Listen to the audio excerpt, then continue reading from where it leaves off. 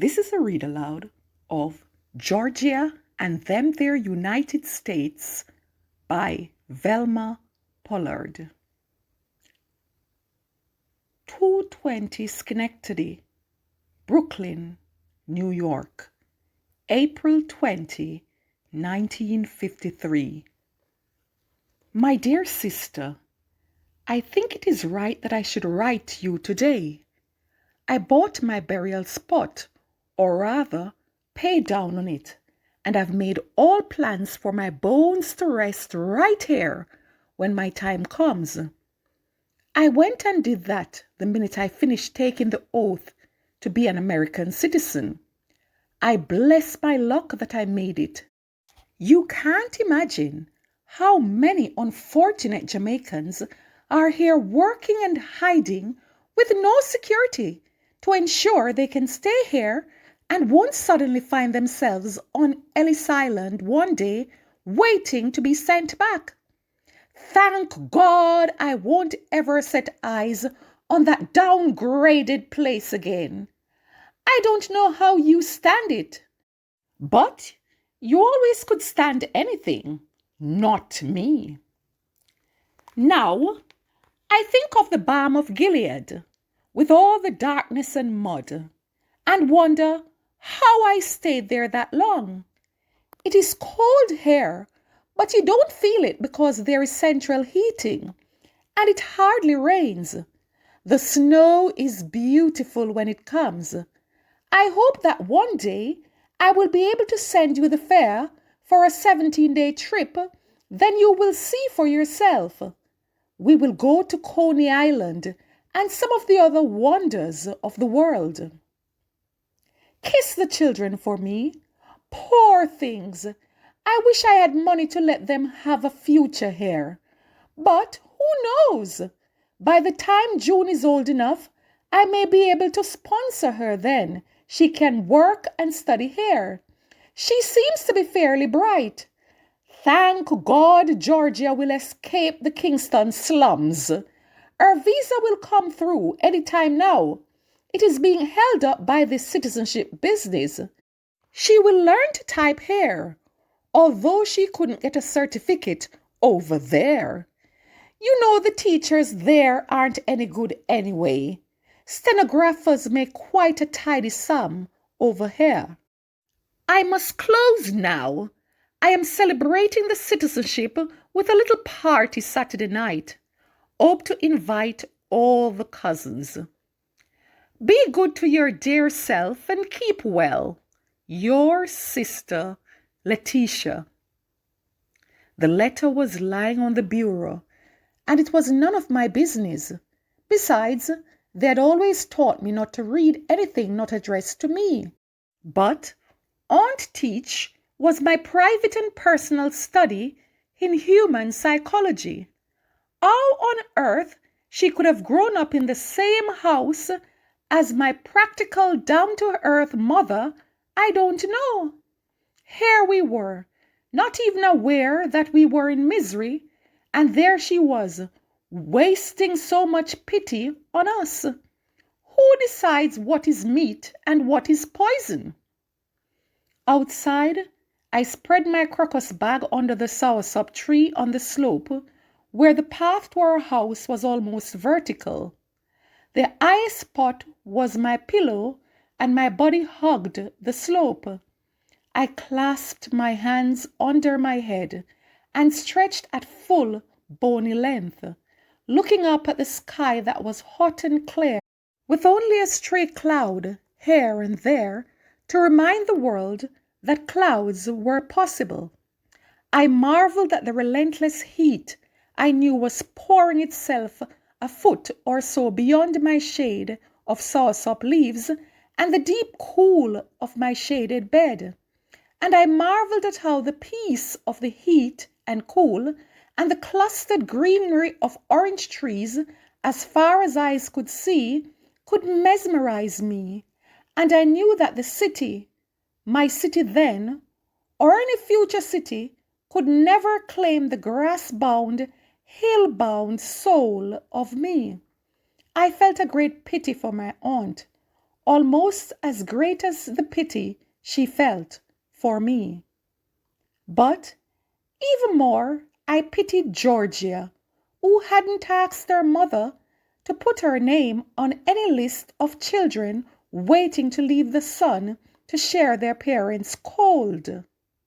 I thought of her with sympathy, but couldn't really guess how truly horrible was the honor her mother and that great accomplice, Uncle Sam, were waiting to inflict upon her. I had missed her, that Georgia. They drove me through the Bronx my first Sunday in New York. I was very, very quiet. My friends were very polite. Nobody questioned my silence. They hadn't seen me for a long time. Perhaps my talkative nature had given way to a new somberness. I was sitting in awesome silence because I beheld an awesome sight. Nothing in my experience had prepared me for the Bronx. Nothing had prepared me for this place people spent whole anxious lifetimes waiting to get visas and letters of invitation to come up to. My imagination had known a Bronx that was clean and beautiful, and far, far superior to anything I had ever seen. When Miss Hannah, the people's warden at church, went up to spend time with her daughter and wrote back a letter to be read to the old church during notices time, I was able to read the last line of the return address on the envelope, flapping in Parson Brassington's hand. Bronx, New York. And here I was now, in the Bronx, and in the presence of so much ugliness. All the words that came to me spoke of depression. They were uncomplimentary words that described a place that could not be complimented. Burnt out, dirty, dingy, waste. Brooklyn and Harlem wouldn't ever shock me. Not in this way, for I had seen the Bronx first. At noon one ordinary Monday, I found my way to the subway station and descended into the bowels of New York to emerge clutching my paper with directions. And quickly, with surprising ease, I found the building where my aunt worked. I asked for Mrs. Letitia Grant and heard, "You Miss Grant, niece? Go right inside room 3. She's waiting for you." And sure she was. Aunt Teach, powdered bright pink, black eyebrows drawn in to make her face look anything but what God intended. I tower above her, and her enthusiastic hug forces me to her head covered with clusters of wig curl. Eventually, she surfaces and, putting me away from her, eyes me like the best young Jersey heifer at a country cattle judging contest. "Well, I tell you my June in the U.S. at last." Pause. "But what happened to your hair? You in this nonsense cutting it off too?" I had told my friends expect my niece.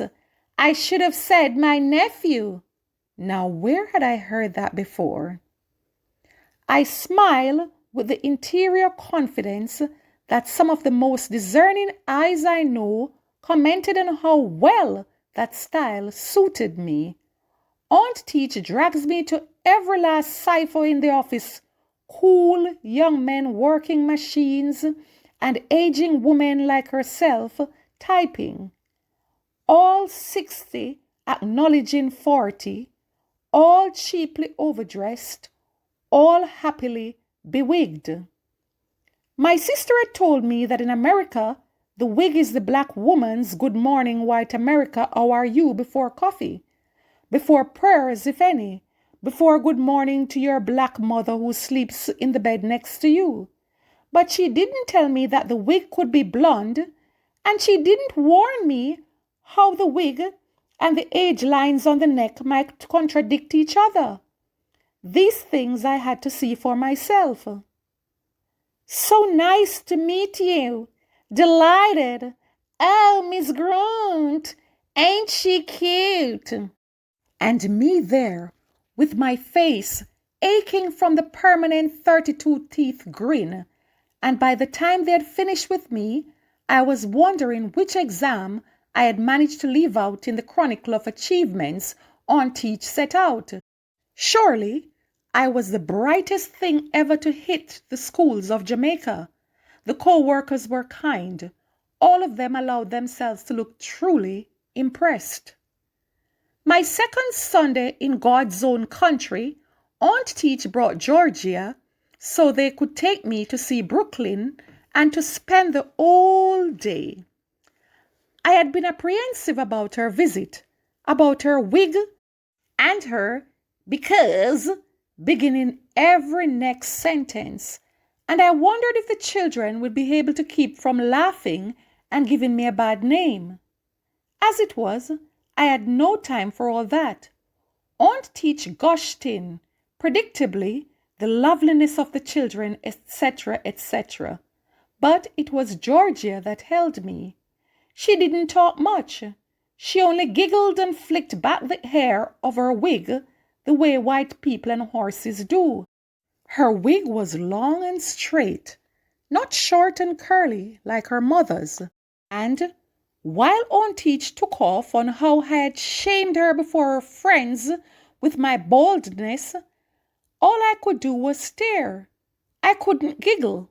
I couldn't talk. I just sat. For I was concentrating on Georgia and what Aunt Teach and her visa and Uncle Sam had made of her. She wasn't a person for me. She was just a bewigged, giggling puppet with more makeup than anyone could wear this side of the footlights. Madness takes so many different forms. Aunt Teach had to be most mad to frighten Georgia into this state. She was glad to see me. I know. She was glad now she had stopped giggling that I had got a chance at last to visit the great USA. I know. She hoped that I too wouldn't want to go back to that downgraded place. I know. I appreciated her concern, but I appreciated even more the fact that she no longer existed, that there was no Georgia for me to see, that this thing created out of the imagination of my crazy aunt was what I would have to get accustomed to in the name of my cousin, who had been simple, yes, but not mad until her mother gave her a chance to make it in the U.S. of A. We always envied children in my school who had parents in America. Every time there was a fair or even a film at school, they sallied forth in such outstanding splendor that the entire population was filled with envy. There was something really special about American clothes.